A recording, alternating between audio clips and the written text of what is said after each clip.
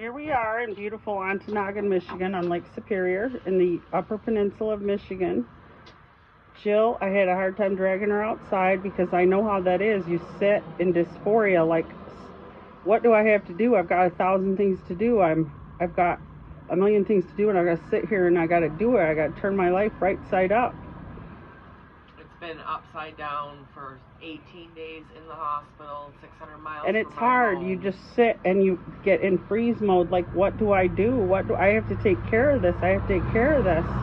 But right now the weather is absolutely perfect, and that's something in the UP because it can be harsh winter where you're 300 stuck. inches of snow annually. Right.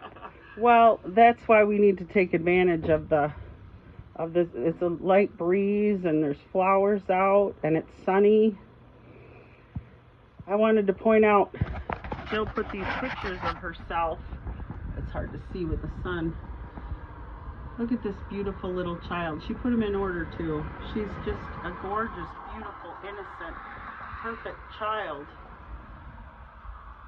I love the last one. It's very late 80s. Her hair is like wow up there. It's like wow. She's smiling, doing it. She's, you know, behaving. She's cooperative. And what happened? She's still cooperative. She doesn't break the law. It's these drugs, off and on, and they whiplash you. Yeah. And terrible. So I want to point out, Jill is like extremely creative. This is like wow art. It's so detailed. And there's Larry Lily, my cat I lost from the psych ward. 26 days in the psych ward. Look at that art. This little baby was all alone for 26 days, and he lost his life. What is the point of taking the one support that she has? This is just incredible, and I guess it got left out in the lawn, and it got wet, which is tragic. Look at these. Here's Jill's art. It's just wet right here. I don't know if it can be salvaged. It's just, I mean, you take away her creativity, you take away her humanity, you take away her cat, take away her ability to be responsible. I mean, it's forced, ripped from her. And that's what the psych ward does. And I'm terrified that her house will be taken. And it is pure harm, pure trauma. It is pure harm, and those of us who've been in know that.